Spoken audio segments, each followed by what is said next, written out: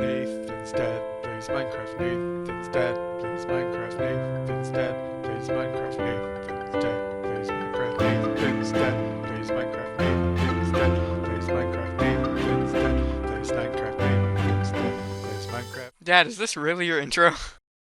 Hello, everybody, and welcome to Nathan's Dad Plays Minecraft. So today I've got something super special. I think this is super unique. I've not seen anybody come up with this design before.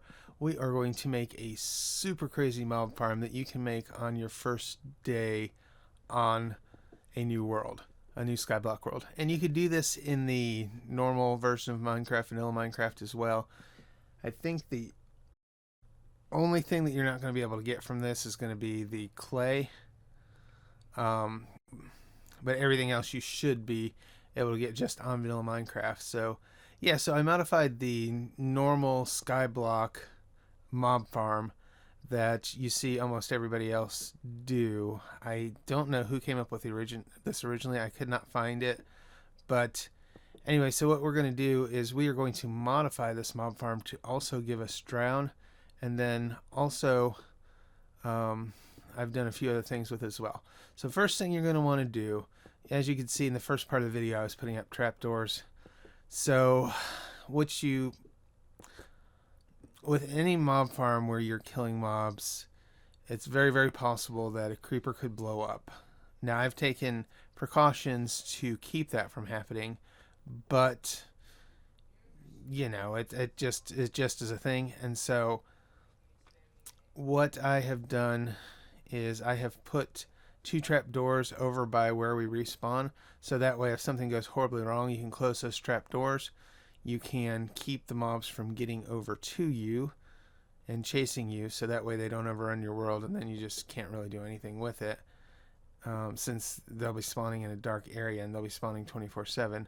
And then if the unthinkable does happen and you've got just mobs everywhere, you'll be able to go up and turn off the farm, and then at that point you can go 128 blocks away, clear all the mobs that are in the area, and then come back and fix what was damaged. So at this point I'm going to speed up the video so you can kind of see what's going on. It does take a little bit of time to do this. I also cut out where I went back and got cobblestone every time because nobody wants to see that. So basically what we're going to do is we're going to build a 2x2 tube exactly 24 blocks high. As you can see on the end there, I've also got a little tail on it. That's so I can mine up and mine back down. Just make sure you don't forget to bring a pickaxe with you, because that really doesn't do a whole lot of good if you have that and then you can't get down because you don't have a pickaxe. So a good idea to always keep a pickaxe or 2 on you at all times anyway, but especially when you're doing something like this, because you're going to have blocks you need to destroy, and then you don't want to end up in a situation where you've got to mine all the way down by hand, taking forever, and then, yeah. Now, when we get to the top here, as you can see, I've also got some signs with me, and we'll get to that here in just a minute. But when you get it exactly 24 blocks up from your kill platform, what you're going to want to do is go out 9 blocks in every direction, 4 wide. Technically, it only has to be 2 wide, and you can get away with that because this is just where the water is going. But yeah, 9 blocks in every direction. And of course, the reason for that is your water is going to travel 8 blocks, and you don't want it to actually go down the chute. You want it to push everything in the chute. So, and then the 9th block is because that's where the wall is going to be. Yes, we are building a wall in this episode of Skyblock. So, that is what it is. And we're going to make the creepers pay for it. Okay, then once you get that, what you're going to want to do is you're going to have your water over here anyway, so I just make a 3 wide infinite water source. Obviously at this point in the world we only have 1 water bucket, so you're going to have to make another trip, which, since I always underestimate the amount of cobblestone I need, that's, I'm going to have to make a couple trips anyway. So now what the the platform I'm making now is, let's see, 1, 2, 5, 6, 7, 8. An 8x8 platform on each of the corners. And then again, you're going to have the wall that goes around that as well. So now this is going to be the only spawnable space for mobs. You can do this lower in the world, and a lot of people like to do it lower in the world. The problem with that is you get bats lower in the world, and that takes up your passive mob count. And so I personally do not like doing it lower in the world. You get plenty good spawn rates doing it here. So I've not ever had an issue with this, except for potentially on multiplayer servers where other people eat up the mob count. You know, you can have an issue with it that way. But other than that, I have never really had an issue with building it further up in the world. Now your passive mob farms, you are going to want to build those as low as possible in the world, but your hostile mob farms, this is plenty low enough, and you don't have to worry about bats and well, bats being annoying. So another thing to be aware of is while you are doing this, make sure your way down is obvious, so that way you don't end up not being able to figure out where you went down, where you got down at. So, and as you can see, you're doing this on all 4 sides. And then the water flows right to the center there, making it so you don't have to worry about signs or fence posts or anything of that nature. But Nathan's dad, I see all those signs in your inventory. What are those for? Well, I'll show you in a second. Okay. Now, one of the modifications I made to this farm is it's actually going to be 1 higher on the outside than the normal farm. Because what's going to happen is your mobs are going to spawn on all of these platforms, and that's going to be the only place they have to spawn in the world. And so when they spawn there, they're going to naturally want to walk around as long as you're close, which we're going to be close enough for them to want to walk around. And you can get up to 70 at a time, and so they're also going to cram each other into those water streams. When they get in the water stream, they end up going into the 2x2 chute, falling down, and some of them are going to fall to their deaths. Now, a couple of things that make these farms less efficient. The first thing is spiders, because spiders like to climb up the wall rather than going into the water. So I had to figure out a way to get rid of spiders. Well, spiders will drown, and so this is why we're making it 1 higher, and what all the signs are for. We are actually going to put water on all of the sides, so that way when the spiders climb the wall, they end up drowning. Now they're not going to drop the string. The string is going to stay up in the water until it despawns, but the spider will be dead, so it will not be taking up the hostile mob count, and so you'll have more mobs that are going to fall, just making it a little bit more efficient. So that's what this is. So along all the water, you're going to want to do half slabs, or along the wall you're going to want to do half slabs 3 wide. The water is only going to actually be 2 wide, but then you're going to need a wall down to the main level. I guess you could make the whole mob farm 3 high if you want an Enderman to spawn. Me personally, I do not want to have to deal with Enderman in this farm, because they're just going to come down to the world and make things less fun for us. And so I've got a way to get Enderman in another episode, but thankfully in this version of Skyblock, they're really not necessary in the overworld, because the Nether portal is automatically activated on world generation, and so you do not have to worry. Now I did half slabs, and now I'm going around the edge here with full blocks. I'm not sure if it's the case anymore, but I know it used to be, when they introduced half slabs letting light through, that half slabs were not sufficient to keep this space dark up here. enough light would get through to where mobs would not spawn during the day.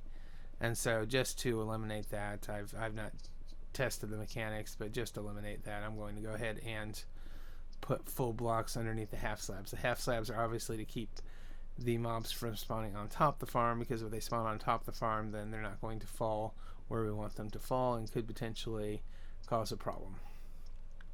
And so we've got that, and then we've got the full slab on the bottom to keep the light from getting through. Now, along the outer edge of this, we are going to place full blocks again, and this is because we want the rest of it to be too high, so that way just the too high mobs are spawning. Then, and I'm being careful to stay underneath the blocks so that way the phantoms don't decide to show up and, you know, ruin my day. So what I'm doing now is going one block down, putting half slabs on top again so that the mobs don't spawn, and then I'm going to follow that up with full blocks underneath.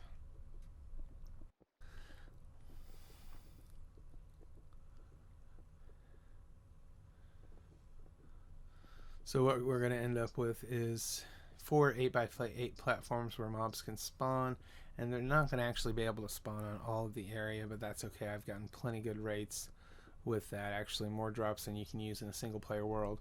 So if you wanted to make it more efficient, I guess you can make it go out a little bit further, put the water up there, and then you'd have more spawnable space, but for my money anyway, this works just fine.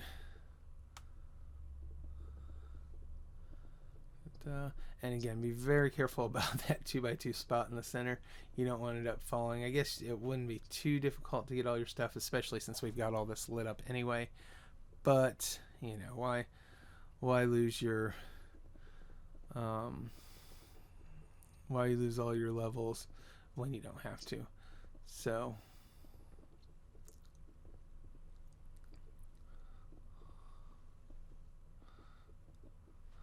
almost finished here.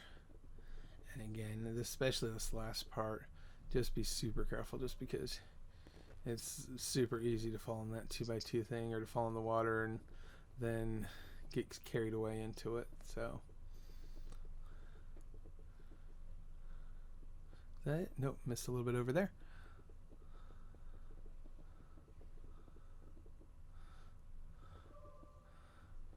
Alright, I think that's it for the ceiling. Okay, now the signs. Now we're going to put signs all along the walls here, and this is to keep the water up in the top where we made that extra thing. I don't need a D on that one. And you're going to want to make these signs too wide on every side, front and back, so that way it holds in all the water. Now how you do it is up to you. It's not going to be symmetrical no matter what you do, so I just did one side all the way across, did the other side all the way across, and then on the other two sides I did not do them all across. So, you know, just kind of whatever you want to do there.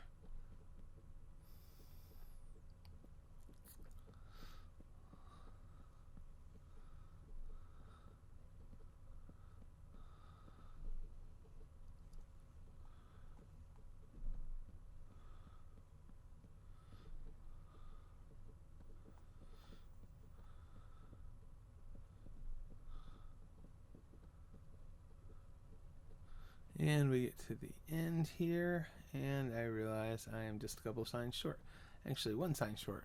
So that figures, doesn't it? So I'll get that there, put that one back, and yeah, we're one sign short. Now we're going to take our infinite water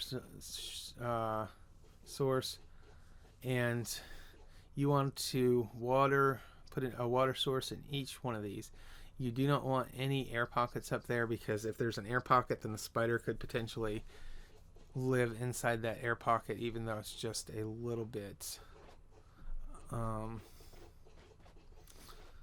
just a little bit of air at the top. The spider might not drown, and then that kind of defeats the whole purpose of this. So be pretty methodical with the way you're doing this, and make sure that you have source blocks in every single one of these blocks up here.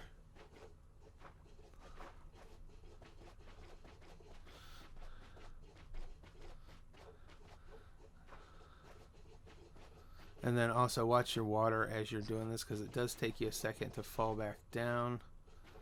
I think if you crouch, you fall a little bit faster in water, so if you find you're running out of oxygen, then that might be a good solution for you.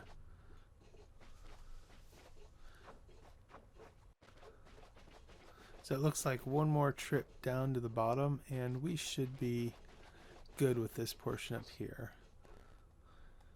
Yep, everything looks good as far as I think I got everything water source box up here. Now if you swim around the outside of it like I'm doing up here, you should be able to see if any of them have just the slightest bit of air in them. Plus the current will push you around, being as we probably do not have depth strider at this point. So go down, got my last sign, we'll place that there, and now yes, perfect. We will just open this water up here and then remove all the torches, and we should be ready to test it for mobs. So, and this is why I just go ahead and place the infinite water source 3 wide in one side, because at the end here I can just place a block there and then everything works as it should. So now take out all the torches, and you should be okay here because 8, 16, 17, 18, the most you're going to be, furthest you're going to be away from the corners is 18 blocks on the diagonal, so you probably got to do some geometry there to figure out exactly how many blocks that is. But I've not ever had anything spawn in while I was removing the torches, but you do want to kind of be methodical and quick about it, because I guess technically I don't know how if it is far enough to spawn something or not, but I definitely don't want to find out. So go ahead and get all these torches out as quickly as possible. Oh, of course I would place that one in the very far corner.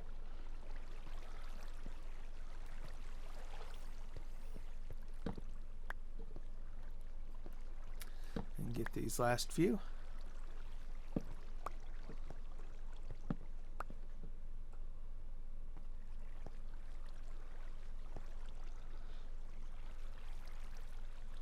And this is the top part of our mob spawner. Now one thing I did want to show you as we're going down is right here, you do not want to forget to put this last block back up there. So, and of course I'm going to make it symmetrical so that way from the bottom it looks pretty. And next we'll take a look at the inside of this mob, or well, I guess we probably ought to test it out, make sure we got mobs falling. And it sounds like we've got success. I was just finishing up some of the finishing touches on the outside of this, and sounds like our very first mob was a witch, which is something I forgot to put in the intro. I just realized on the intro screen, but you do occasionally get witch drops from this as well. So you got your redstone, your glowstone, your bottles, and your sticks, and so just some kind of bonus things that you can get from this mob farm as well. Now of course the witches are going to be tricky, but because they do throw those splash potions or those poison things to you. And there we get the fake cave advancement. And so yeah, so what I'm going to do next is I'm going to take you through the inside of this mob farm to show you how that works and how everything gets funneled around. So the inside of this, you're going to have this 2x2 platform where all of your mobs are going to fall on. And then they're going to go down 1, then 2 more, and then this last one will be a 3 high drop. And this, what this is going to do is this is going to turn your zombies into drowned, which are going to drop clay. So you're also going to want water on the top as well.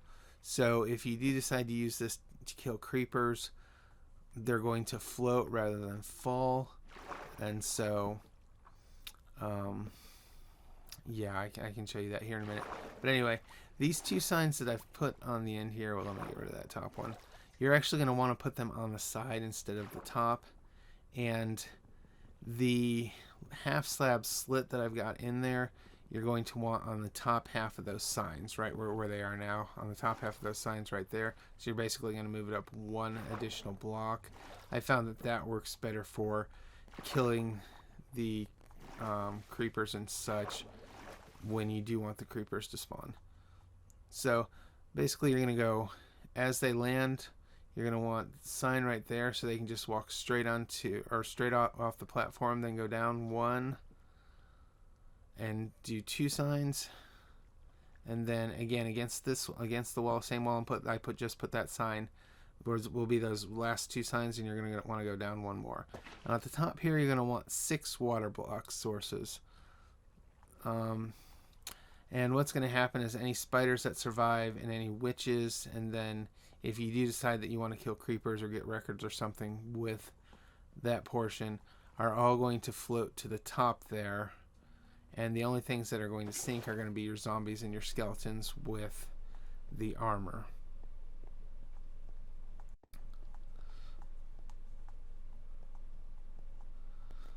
So I'm going to create a 2x2 infinite water source right here. 1, 2. Alright, excellent. Now I'll be able to take that one and put the last water source here. Now where the water flows down right there at the end, you do not want those to be source blocks, because that will keep the stuff in place and kind of push it towards the front there. So right where I'm standing now. So yeah, and so on this back right here where I'm getting down,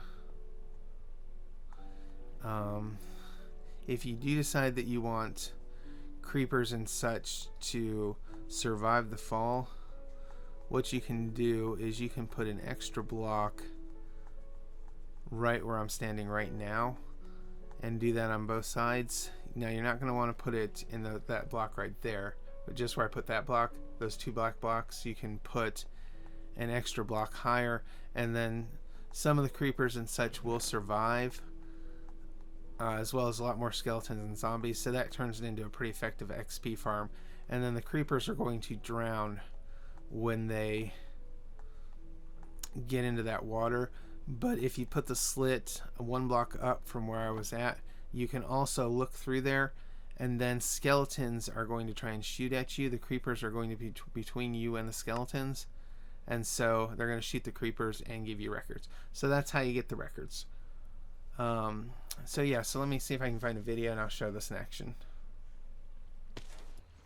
So this is where I figured out that I needed to move that half slit up in order to take care of the witches and the creepers more effectively. So I am just moving it up 1 additional half slot here. And then you're going to want to put those half slabs on those signs posts back on the side over there as well. So I don't think I was able to get the signs, so yeah. Let me see, I think I'm going to get them now maybe.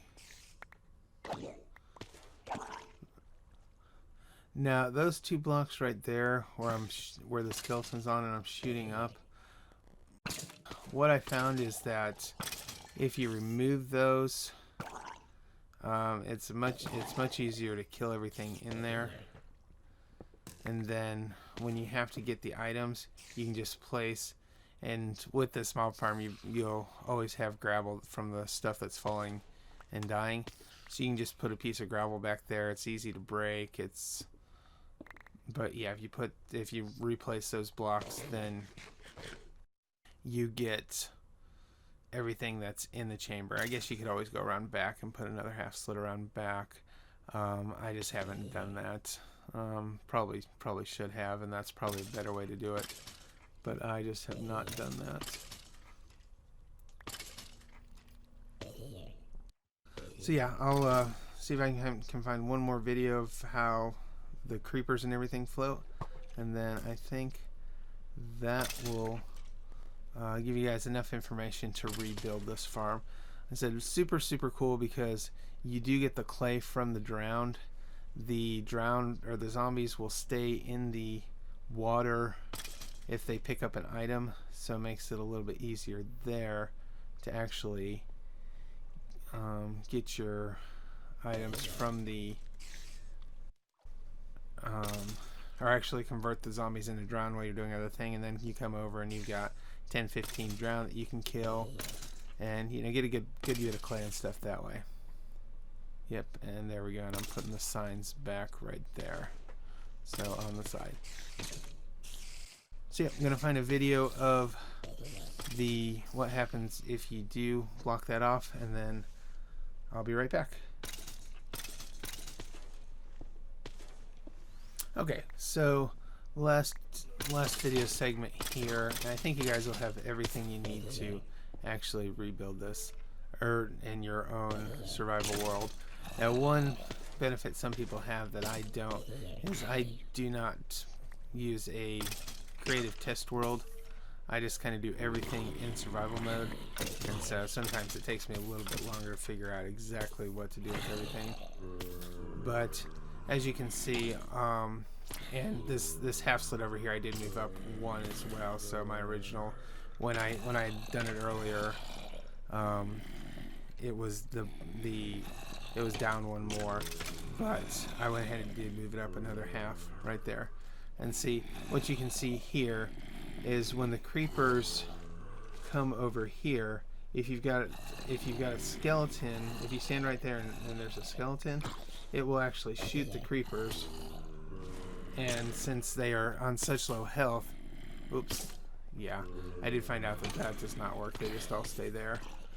If you do that, so you cannot do the back half.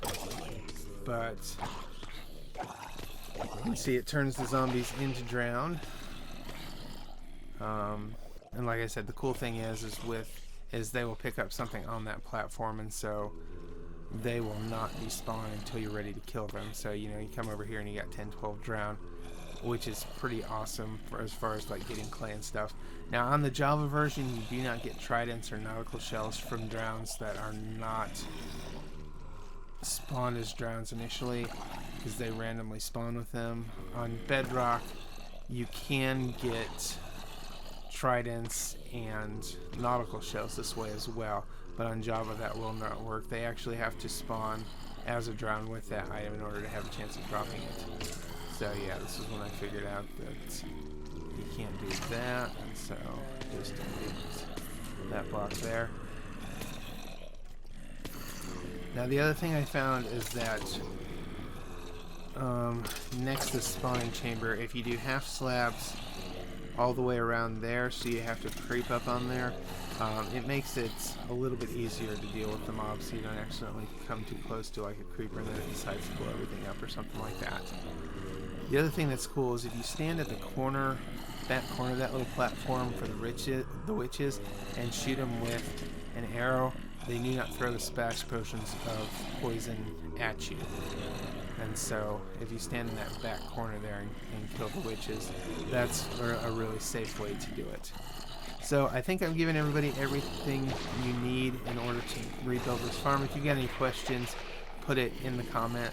I said it's the standard mob farm that a lot of people use in Skyblock. I wasn't able to find out who originally did this. I've seen several people that have done this, but the modifications I believe are all unique and something that I came up with. So it allows you to turn this into an XP farm by putting those black 2 blocks. It allows you to turn it into a drown farm just by virtue of the fact that if they have armor, they're going to survive the fall and pick something up and then come down and turn into drown while you're doing something else, and then you come back and kill a bunch of drowns. And it also, the zombies that are in the kill chamber there are going to, or in that turn to drown, are going to have armor on them, so the chances of you getting armor are very good as well. And so the chainmail armor you'll be able to smelt down into metal or into iron, so you can get a few iron blocks pretty quick. And then the gold you can do for golden apples, or you can just wear it. And either way, you're going to need golden apples to cure zombie villagers, or the armor itself. Having some armor is cool, and then you'll have some armor with enchantments on it as well, so that's even better. So yeah, if you've got any questions about this, leave a comment and I will do my best to answer it.